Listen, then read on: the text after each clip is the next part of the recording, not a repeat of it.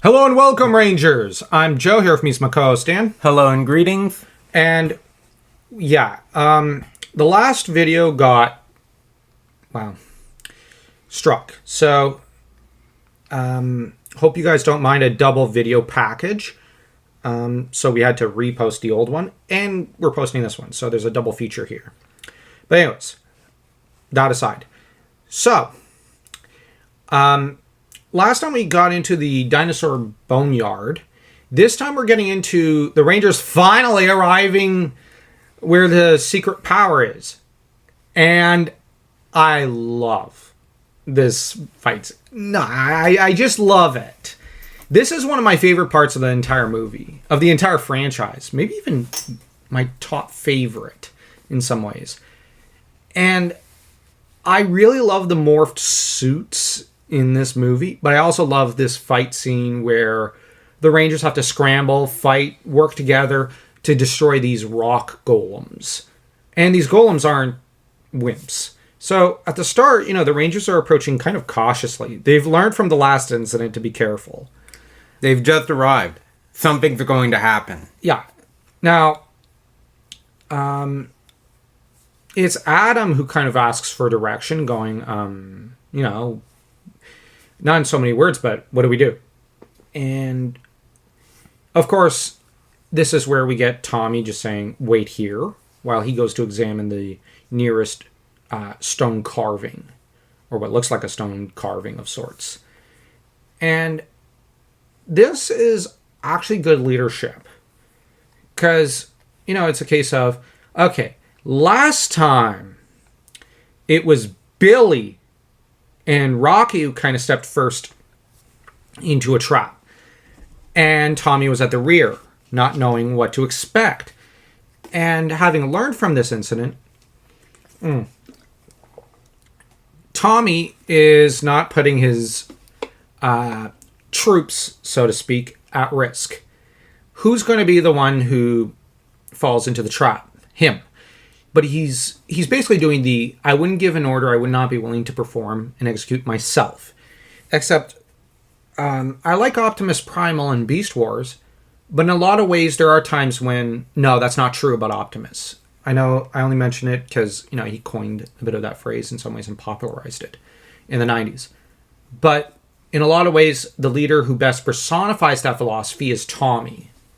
Because he gives an order even as he goes to take the biggest risk himself. There's no other Ranger who's quite like this, in that he can both command from the field and from the rear in perfect tandem. Some try to lead from the front and ultimately lose themselves in the battle. Jason and Leo are like this. Tommy isn't. He always has, a ready order for his troops, even as he is combating the enemy himself. It's why he is the greatest Ranger ever.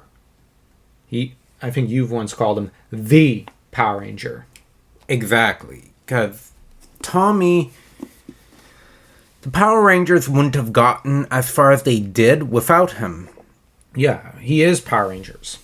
And GDF personified the franchise. It's why, arguably, in a lot of ways, it has sunk since his passing, because who can... he carried the franchise on his very broad, very muscular shoulders. Now, the fandom is keeping it alive, which kudos to the very passionate fandom. I'll actually praise it. But in a lot of ways, Tommy, or I should say GDF, was the leader of the fandom. He kept it together, gave it... he was always there for every fan that he could be there for. He was always eager to, hand out autographs, shake hands, encourage people's passion for the mythos, so that, and that's the thing. You need someone who is able to embody the values of a community and also, share the love and passion for it that the fans have, that the members of the community have. GDF did have that. He had that very special spark in him. Now it's just the fans. But I'm glad that the fans still cling to Tommy and still cling to GDF, because, that's how communities stay together. And I like the term community. We're Canadian. It's a very important word in the Canadian culture. Both Francophone, Gaylophone, and I guess I should also add, I'm joking here, Anglophone. So, yeah. And for the record, this movie was very popular in Canada back in the 90s. Oh, yeah. It was the movie of 1995. Yeah. I remember my schoolyard.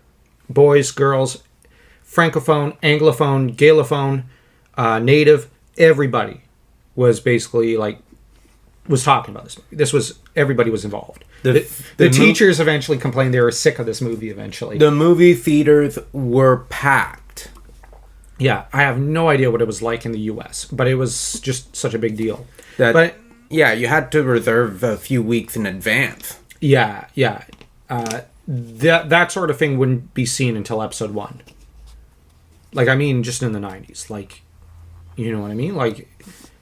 This was a big movie. But Tommy, of course, is also the first that the Golem attacks because he's the nearest. What I really like is that, when he leaps back, he just glances down and then just pulls his shirt a little, and you see that it's, been cut. And then he looks up, he's like, that was close. Yeah, I was thinking just that. It's like, that was close. That's not good. And given the fabric's pretty much magical, how much you want to bet that it takes more than a butter knife to cut it? Yes, that would have caused a bit of an owie. Yeah. I remember once thinking as a kid that it must be like the dwarvish mithril from Tolkien's Legendarium. And that for this axe to cut it represents, it's a scaling threat. If the Ninjeti costume could endure, the teeth and the fangs and the claws of those dinosaurs in the forest, these golems are way stronger. We've just had the golems that were established as a threat, earlier. They couldn't cut through and pierce the Ninjeti clothing, the robes. But these golems could. So that, this is really good writing. You establish an initial threat. Okay, so the heroes triumph over it.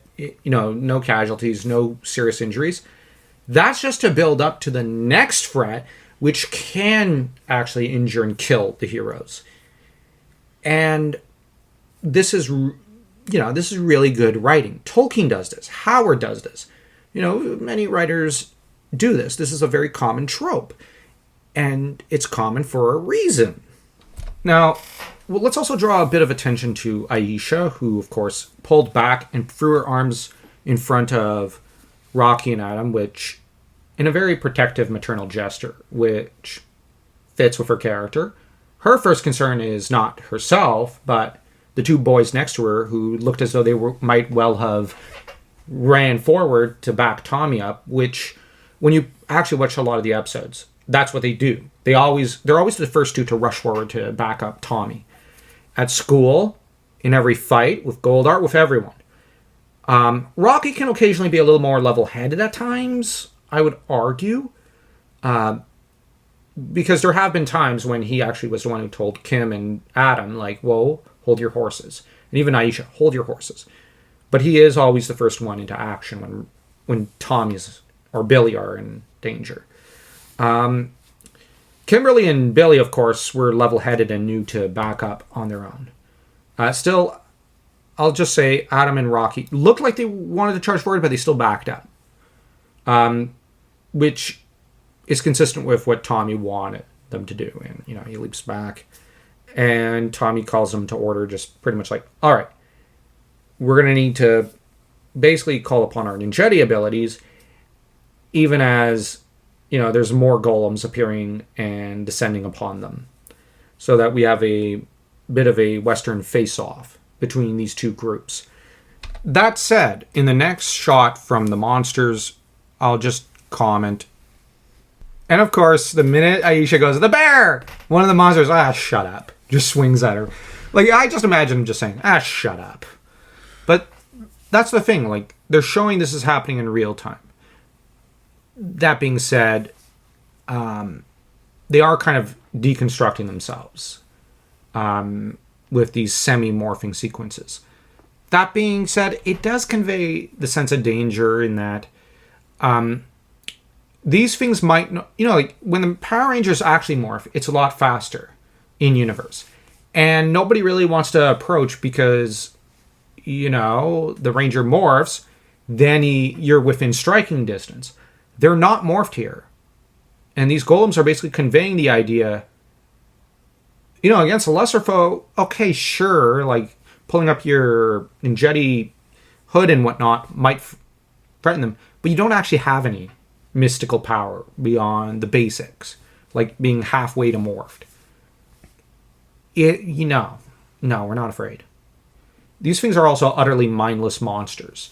Yeah, I know there's putties and whatnot, but even putties are not as mindless as these things, and these things are a legit threat. Putties know how to coordinate attacks.